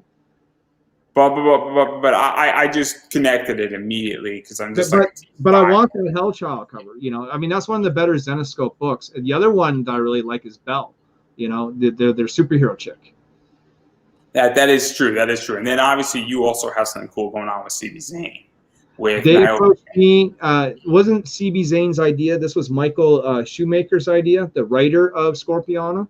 And he said, I want to do, something crossover with you. I think it'd be really cool. And I said, okay, what did you have in mind? He said, well, maybe like a trading card or something. I said, yeah, that'd be badass. So this is two different art styles. This is Fernando Cord of Mary Machine Gun, who drew Niobe. So Max DeVille's Mary Machine Gun. And then Scorpiona, of course, is drawn by CB Zane. So and then, he just threw in the dice, because what you're seeing there in that Niobe cover is another this card. Half of this is a J. Scott Campbell homage to Mary Jane, sitting there with her, sitting on a cushion, but we replaced it with the dice, and still with the holes in the jeans and all that. As Spider-Man is sort of like, flying out the window kind of idea. Well, not that exact cover, but it's one of those covers in that series. You know what I mean? Yeah. And so obviously even talking about this, because one of the things that's nice about this is that you have to back both projects, and it's very important. Well, that's the misconception, because that's not the way I understood it. So, I mean, I have to actually talk to those guys, because I think that's what they've been saying, but that was not the way I understood it. I've been telling everyone, you just get this card for free if you back Niobe. So I'm not too sure, so I don't want to create contention here. I don't know. No one is sure. That's the thing. I mean, I have to message them and see what you've been telling people, because I've been telling people something different, But even this idea that when you do cross promotion, you don't want to hurt one project or the other project. And it's very much, you want to make it that, obviously you're promoting both projects. And it can be tricky sometimes, because if you go in and do something, even with the characters as well, it's very, very important to know how to do that the right way. And this tends to be. You got royalty in your chat. I got what? Royalty. Guest of honor. Samuel William Quinton of 47 Furious Tales has now graced us with his presence. You know that book, don't you? Yeah, I know that book. We're doing something in October, so I don't want to go too much into the details. with it because I don't know what I can say yet, but something's coming with me and him. Good. Yeah. But I can't talk too much about it because we got to work it out a little bit. Listen, I mean, the thing is, I mean, this is almost a good segue because this man, has offered every Niobe backer digital copy of issue 1 of 47 Freest Tales. So at the end of the campaign, everyone's getting a download code. You go to Drive Through Comics and you'll be able to get this man's first issue on digital for free. So there's a lot of cool stuff coming, and then there's just a bunch of stretch goals that are unlocked at this point, and there's more to come. And so obviously, there's a lot of merit with stretch goals, and so I kind of want to talk a little bit about that because I don't know how you feel about stretch goals, but when I back an indie comic project, I get really pissed really quickly when the stretch goals are minimal and that there's not bonuses. And I'm taking a risk on your book, especially if it's the first time and it's an issue 1. And I want stretch goals that I feel reward me for taking a risk and that show that you appreciate me as a backer. And at least you have a bunch of them that are out there that are helpful, such as, bookmarks and stickers and a trading card. And I think, soon enough, probably a second trading card is going to be unlocked and possibly a coaster is going to be unlocked. Coaster is like almost unlocked now. We're like a couple hundred away from the coaster. The last one to unlock will be the Sybil trading card, which is currently being colored by Phil Leon, who's done a lot of work on various indie projects. The stretch goals are interesting because I'm two ways on stretch goals. When I first got into buying people's books, I was all about, look at all these cool stickers and bookmarks and stuff. Then I ended up having 2 boxes full of them, and I'm like, what do I do with all this stuff? I have too much of this stuff. So I personally don't care about stretch goals that much anymore because after you back 10 Lady Death books, you have all the stretch goals you need for life because he just gives you that much. But I understand that people want them. I understand that they're cool to get, especially like if you only back once in a while. Like I back in so many projects that like I literally have 2 boxes full of tchotchkes, So for me, it's not so much the item itself. It's the fact that you're even thinking about saying, hey, how can I add value and make my project stand out even more so than the art? Because at this point, there's legitly 15 projects that I can back and I need to fill my September slot. And it's like I need to run a competition to who gets my pledge in September for $30 because and it's a real issue.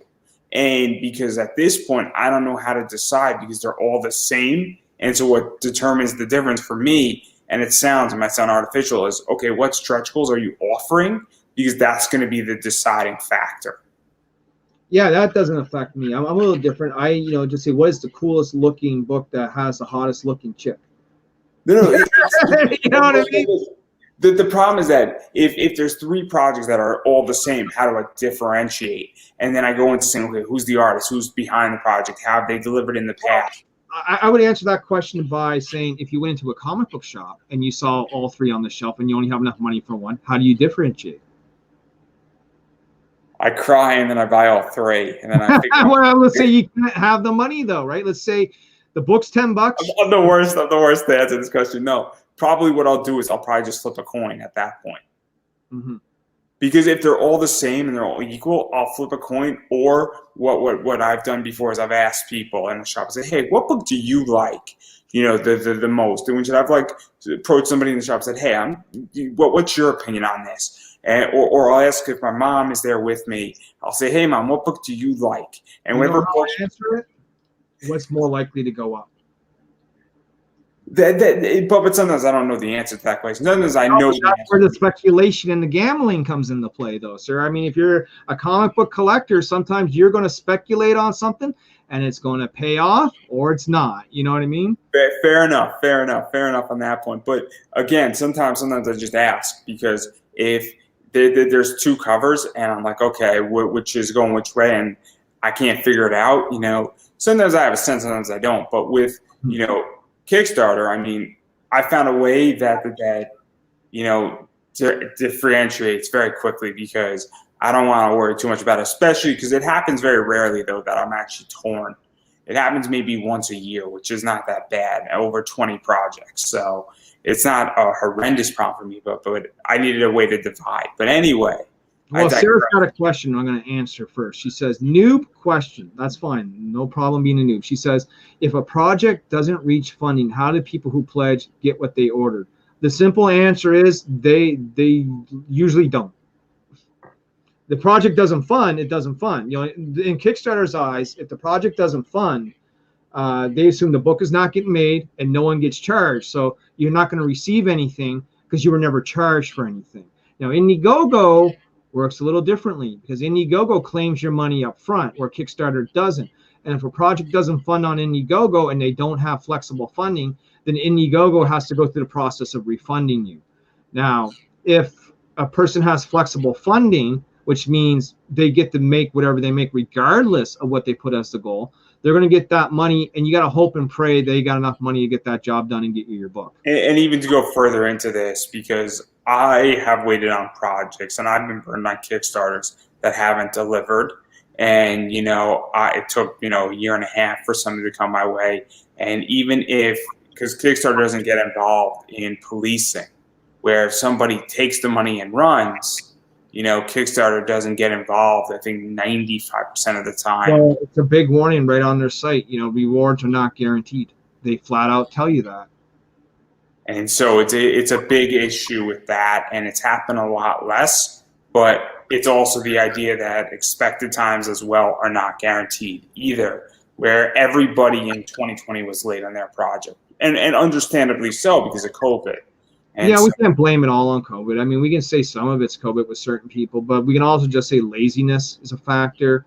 Overspending their money is a factor. Like underestimating their shipping costs is a factor. You know, like there's many factors. You throw COVID in there for sure, but I just love how everyone just goes to COVID as like their excuse. You know what I mean? So this is, you know, what's happening today in the U.S. or happened today, right? Yeah, shipping rates went up.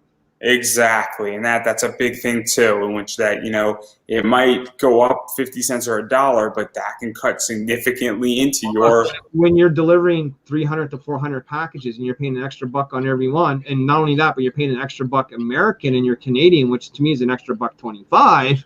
Yeah, man, it all builds up, you know. And also it's the idea, you know, obviously my sponsor, you know, it's a 5% discount, and you might say, oh, it's only 5%. 5% can make a huge difference. Well, I'll tell you, you're right. And not to undercut your sponsor, but, you know, Comics Wellspring, you know, also offers that, and we have utilized it where if you, and the reason why, you know, you brought up the stretch goals, and I'll just say this, the reason why I selected those particular stretch goals, stickers, cards, and coasters, is because that's what Comics Wellspring makes, right? So they're now being a company that says, hey, not only will we print your comic, but we'll make your tchotchkes for you. And so they have a list of tchotchkes you can get to them. So now I can get everything, right, coming to me in one bundle, as opposed to me having to go through the sticker mule for this, or, you know, Staples for that, and a printing company for this. You know what I mean? I get it all now shipped to me. And not only that, if you put their little banner at the bottom of your Kickstarter, you get 15% off your entire order. No, it's important, and again, I've said this to other people. People have contacted me outside the show. Said, look, go with whoever is cheapest for you. I would like my sponsor to do well, but I also understand that, you know, you might choose certain companies for different reasons, and it's also, you know, at the end of the day, you know, it's what's best for your business. Well, I'll tell you, as far as the sponsor goes, when I decided on comic book printing company, there were two finalists. It was Mix'em and it was Wellspring, right? I happened to go with Wellspring, but that's not put down Mix'em at all, because it could have easily have just been them, you know. And look, I mean, it's to everybody. It's also there's a variety of other factors as well, where you could have had a miserable experience with Comics Wellspring. You could have had a great experience with Mix'em your first route, or you might have a project that Mix'em might be a better suit for you. And, you know, there's no loyalty in comics, everybody. So if you produce 3 books and they're 3 different series, you know, you could have a lot of, you know, fun stuff going on, and you can use different things, as well as, look, you know, comic printers, they go in and out of style sometimes, and sometimes they drop the ball, and sometimes they pick up the ball. And it's happening with a lot of printers right now. A lot of people are not happy with their printers. And it's not that their printer messed up a book the last round and looking for a new printer, and they're willing to try somebody else. And that's happening, and then maybe they're not happy with that printer either. So it's very, very interesting. But again, I'm not a printing expert. I do not want to be in this segment and this sector. I am fortunate enough that I'm not a comic creator at this point. I was going to ask you that, because you ask a lot of questions that would come from someone who might be interested in one day putting together a book. You know what I mean? I'm writing something, but I don't know where it's going at this point, because it's sort of in a very, very rough draft stage. Well, you know what? That's how we all begin, though. I didn't even seek an artist until Niobe #1 was completely written. I had a binder with my script in it that I could just bring around and show to people. But again, I'm fully topped off with this project, with comic book investing, possibly starting a job in like 2 weeks. So I am not adding anything more. Obviously, legitimately 12 days ago, I didn't have a sponsor, and this show wasn't going to make it to season 3. So clearly, I'm fully maxed out with everything that's going on in my world. That if I'm writing a comic on the side and I'm able to write a page a week, at best, that's where I'm at, and I'm not going to kill myself over it right now until things calm down. I'll tell you, everyone's got their little 9-to-5 job, but it's amazing now how everyone has their side gig, right? For me, it's Niobe. For you, it might be eBay, or working with Sam Quinton. You know what I mean? But everyone is developing a side gig, and everyone is finding other ways, to get the creativity out there, to make a little bit of money maybe while doing it too. It's a cool time. I mean, the internet really has brought forth a lot of possibilities. It's brought a lot of grief, but it's also brought a lot of opportunities. Because if it wasn't for the internet, there'd be no Niobe. And I'm old enough to remember a time before the internet. I'm old enough to remember a time before debit cards and ATM machines. And so obviously that's something that I'm super, super interested in actually asking you, because obviously I think a lot of people know your experience and a lot of stuff that's happened to you. And, I'm obviously happy to have you on my show, and some people might not be. And I have friends who some of them like you and some of them don't. And it's everybody can have their opinion. But where do you think cons are going? Because you've had great experiences at cons, and you've had bad experiences at cons. I had one bad experience, but that one bad experience turned out to be the catalyst of experiences. That one bad experience made you more money than you could possibly ever imagine. To take a line right out of Star Wars, yeah. Made me more powerful. Strike me down, and I should become more powerful than you can possibly imagine. That's exactly what they did. And I won't be surprised if they come crawling back and ask me to be a part of their show now that I'm being published, and I get to tell them no. So you shouldn't tell them no. You should make them pay double. They wouldn't pay me. Were you crazy? They never paid me before, but they would. I'm sure they would love to have local hometown boy who's now being published and now has a popular Kickstarter on the go after a little small show. But they were jerks enough to ban me for something stupid, and said it was a ban for life, and so I'm going to hold them to it. But where do you think they're going? Because obviously the world is fucked up. Let's just put it bluntly. Sure. And things aren't getting better. I think they're going to be, they were seasonal before, but they're going to be even more seasonal now. As long as COVID's around, we're going to have, a variety of ups and downs, where things are going to look like they're going to reopen, things are going to look like they're going to close. In the United States, every single state's different with different sets of laws and how they're going to do things. So depending on where you live in the states, might depend on your availability to conventions. If you're living in like Texas or Florida or something, there might be more cons open for you. But if you're living in California or New York, maybe not so much. So I don't think anything's ever truly going to go back to say like the way it was in 2017 or 2018 until we have eradicated COVID. Yeah, I agree. And also, I mean, I'm a strong believer, and maybe I'm wrong on this, but I'm a big part of the great digitalization pivot.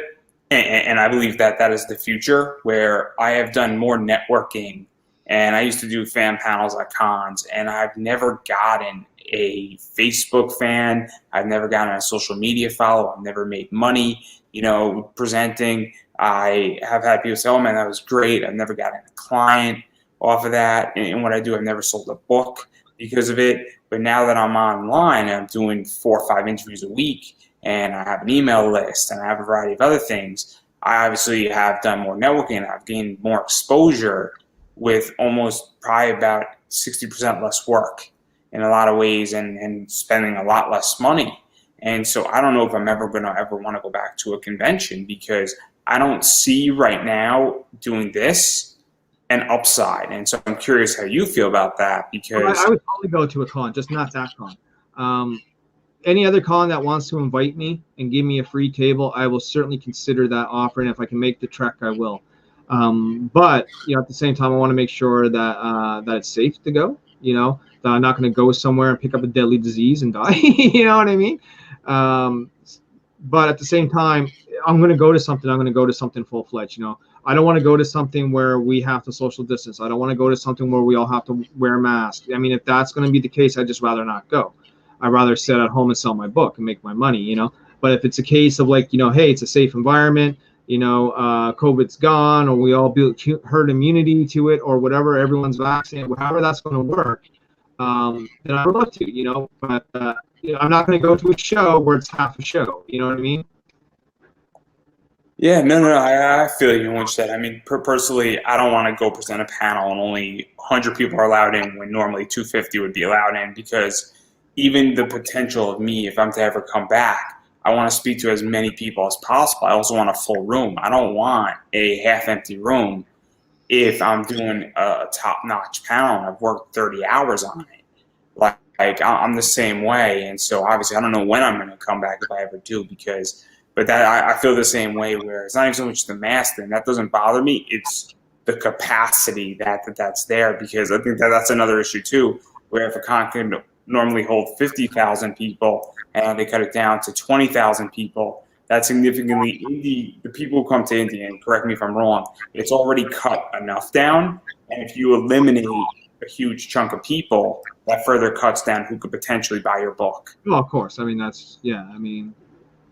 the people are not there. Well, that's half the people that you don't even have the opportunity to walk by and see what you're offering, And so obviously, that's something that I look at very much.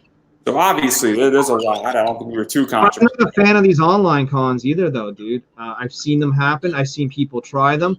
I've took a part in a couple of them. For me, they kind of sucked.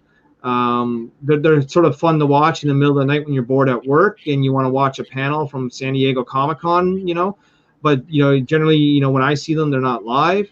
It's after the fact. I'm not that big into it that I'm going to glue myself to my screen for an 8 o'clock live show. You know what I mean? I'm not a fan of them either. I'm not a fan of them either. I'm a fan of when Zenescope does something because I'm buying merch. But that's different, in which that it's the idea that if you're there for business purely, But I'm also a fan. There's certain personal books that I buy because I'm a collector too, and it's just the easiest way how to get it. Okay, so if somebody is selling their variant on their Facebook live show on Sunday night, I'm there because I want to buy their product, and if this is how they want to sell me their product, that's different than me listening to a creator panel from San Diego at 7 o'clock or 10 o'clock at night, and I'm on the East Coast. Well, that's just it, And so let's see here. William says he is a side gig. It's true. William does this full time. I'm sure we're gonna have a great conversation, me and Sam. So I'm sure. Sam's a great dude to have on. Sam's full of knowledge. Like, Sam's on my show seemingly every week. So again, I can't talk too much about it. Because we got to work it out. But I'd be like, give Sam the link right now. Bring him on, man. You know what I mean? Like, it's gonna be big. But I don't want to drive too much into it, because I want it to be a little bit of a shock, and also I don't want to push anything while he's quarantining and recovering and being safe from what's going on in his life. So I don't want to put too much stress until we're ready to go. It's a super spy, right? So it's going to be a good time, though. I promise everybody's going to be really, really exciting what we're going to be doing, and a bunch of people, I think, are going to be very happy with it. So having said that, obviously I don't want to keep you here all night. There's a million things that we could talk about. Hopefully we were not too controversial. And I'll just add that to because it's probably a really good way to. Here's where it's at, folks. We are at Tales of the Tape says we're at 249 sexy backers strong. I would love to see one more backer just like right now. Let's bring us to an even 250, like 50 cent. You know what I'm saying? We have over 12 days left to go. It's 12 days plus a few hours. We're at 17,084 Canadian duck bucks, which probably puts us at about 13 grand and change American. So yeah. This is it. This is sort of where we're at. He went over some of the great covers. Sybil, CV Zane, Joel Souza, David Fott, Matthew Weldon, Justin Hunt, Luigi Terrell, R.B. Wright, Chris Enoch, Courtney Rose Dameron, the Rose cover. Man, we got preview pages. You want to see what it looks like on the inside. Again, colors by Dan Olvera, drawn by Juan Antonio Altaveras. We want to make things pop. We want to show things off, We have some great action sequences that you're going to see here in this 35-page book. This is just a taste of things to come. And we're bringing back an old villain from back in the day of Niobe #2, as you can see there. But we also got 2 new characters coming. So this is going to be like a book, man, that's just going to be full of stuff. There's some of the original art that went for sale that is gone already.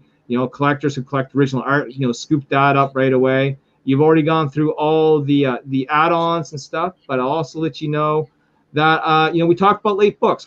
By the way, shout out to Sam Quinton's 47 Furious Tales. Everyone's going to get a digital copy of this if you back this book, man. Also, I want to let you know that let's scroll down. Let's go way down. We ship in Gemini mailers. Understand, you're not going to get your stuff in bubble wrap. It's not going to be bent. It's not going to be shipped like a magazine.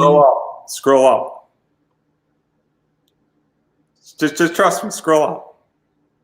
How far up? How far am I going? All the way to the top. Just scroll up. Trust me. All the way to the top. Let's look up. Let's look way up. Oh, damn! Now that is a boomer moment. Every time we get a backer, we have a boomer moment. Am I a boomer? Am I a boomer? Boom! For those who don't know what just happened, I am backer 250. Oh, you're a backer 250. There you go. Andrew Davis, welcome to the Niobe Club, sir. Backer number 250. That's a milestone number. I mean, that is 250,000. We still have 12 days left to go. So what cover do you think I picked up? Well, I could tell you if I was off air, but I'm going to say it's a cross between this or this. It's neither one of those. Wow. Okay. So then we're probably going to look at that or this. It's not even that one either. Oh my God. Then we're, the next 2 in line is Justin Hunt and Matt Weldon, sir. It's the 607. Oh, really? Okay. Awesome. I'll tell you, this isn't as popular as I thought it might be. That makes me happy that you picked up this one. It's going to make David Fott happy that you picked up this one. Because like I said, David Fott needs some love, battling COVID, him and his wife, man. So we got to, show David Fott some love, man. Because I can't wait to send David some of the copies of this and, all sorts of good stuff, man. So now that I'm backer 250, I do want to give you an opportunity to self-promote yourself. So where can people find you? Obviously, we just went through a bunch of the Kickstarter. There's a bunch of options on there. Hopefully, we're going to get a bunch of good stretch goals out of this and my stretch goal package and a variety of other stuff. So where can people back it? I put the link up in the description. Obviously, I think you have a website. Obviously, Rebel Comics, which we didn't get to, and a variety of other things. Okay, so things are different. I don't really use the Rebel Comics moniker anymore. It's Niobe Comics now. I still do Rebel Gaming, which is a little bit different thing. But, it's Niobe Comics now. It's Niobe Comics pretty much everywhere, right? So it's Niobe Comics on Twitter. It's Niobe Comics on Instagram. It's Niobe Comics on YouTube. It's Niobe Comics on Facebook. Those are the sort of 4 main platforms I use. If you like Twitch, I'm Rebel Gaming on Twitch. You know what I mean? But, I mean, that's essentially where I can be found. I have a Gumroad store. So gumroad.com, Niobe Comics. Right now, we only have digital goods up there. I did have physical stuff after sort of like restock the store. And then I have the eBay store, which I believe is also Niobe Comics, but I don't really have anything up there right now. I don't think so. But every now and then, I post some stuff up on the eBay store and see what happens. Since I had an outflip Flipper, now Flipper has gotten me into being an eBayer. You know what I mean? So now every now and then I'll throw something up on eBay and see if I can make a couple of shekels. So. And sometimes it's not even my own stuff. Like I sold Black #1 on there for like $25. That was like a Boom Studios comic or something. So every now and then I might toss something up out of my personal collection that just either doesn't interest me anymore, or stuff I'm downsizing or whatever. And obviously, what I've been saying and I'm going to keep saying is you have to support indie. Obviously, I lead by example. You filled my September slot, so for everybody who's upset that I'm not backing your project in September, you could blame Niobe for that. Yeah, but this man will actually get his book, though. I mean, this is the thing. We fulfill. We've never been late. We've no one has ever had to wait 2 years for a book or sing a song like "Where's My Book." We never had that happen to us yet.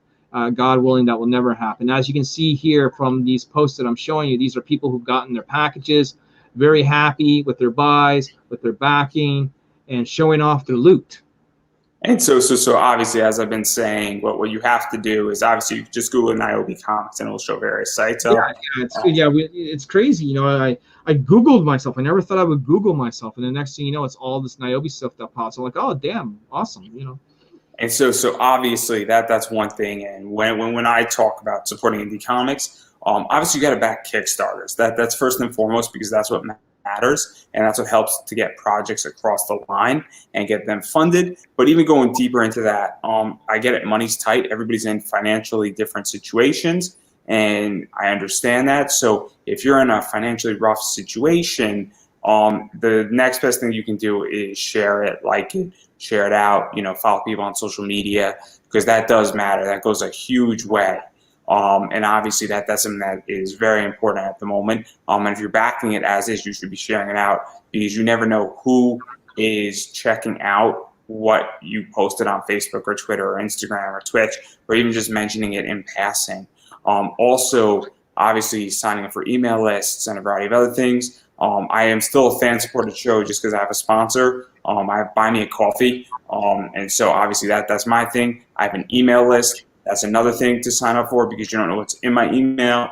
And that's another thing. And emails are super important at this point.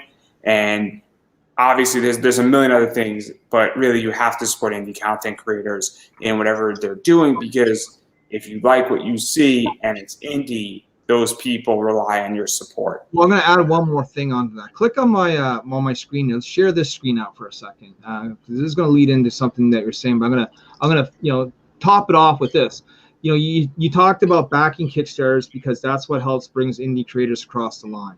You know what else it does? It helps us get published and noticed by publishers, where you can go and buy this comic in your local shop. You know what I mean? Because what you're going to see, folks, is an influx of indie creators who are making the leap from not just being obscure indie that you find on crowdfunding, but to something very viable that you're going to see on your comic book shelf when you walk into your store next time. I am a number. My number is AUG 211490. You can go to your comic shop, you give them this number, and this book shows up. It's amazing. And so obviously it is very, very important. And so you have to support indie, and supporting indie matters. So on that note, I'm going to give you the final word. The final word, brother, is thank you for having me on. This is the first time you and I have had a, sort of a conversation, if you will, outside of, just a little bit of typing back and forth. It's cool. I like that you're a heavy hitter. You know what I mean? I appreciate that. You didn't shy away from a few things. I'm much like that. When I interview someone myself, I might, toss them a few softballs and then maybe whip a hard ball at them, just to see if they duck, so you went ahead and did that. It was great. No problems. Come back on anytime, and you're more than welcome to jump on Niobe Comics and Friends if you ever see us live and if you just want to shoot the breeze. You know what I mean? Well, I might take you up on that offer at some point to make some people do. Yeah, appearances. Samuel Quinton's a guy that takes that offer up. Pete is a guy that takes that offer up. Phil Leon, a variety of other people come through the doors, and we like to hang out with them. We're you talked about Howard Stern earlier. We are the Adult Swim of comic book broadcasting. That's just how it is, folks. Well, I'm gonna probably take you up on that offer, and it's gonna be a very, very fun time, and then hopefully I won't get too bloodied up in the arena. But if you ever actually really watch the show, we actually are pretty good, and we give out a lot of knowledge. Like last night, we did a show where a new guy was just new to crowdfunding, wanted to show us crowdfunding campaign, and me and William went through it all with him and told him everything he needed to do to fix. You know what I mean? We dished out some knowledge last night. And so I think that's super important, and obviously, I'm super excited, and obviously I'm backer 250. My pledge isn't canceled. I want to make that crystal clear to everybody. I'm going to go find $28, which is what it's going to cost me because I'm in the U.S. I put it on a charge card. So obviously I don't think I could have said it anything else and said it any better. And I believe that is a wrap. That is a wrap, brother. I thank you very much for having me on. I won't be on any after party. I got to run, but I want to thank you very much for having me on. And I got someone waiting for me. So and so I think that's a wrap. Right on, bro.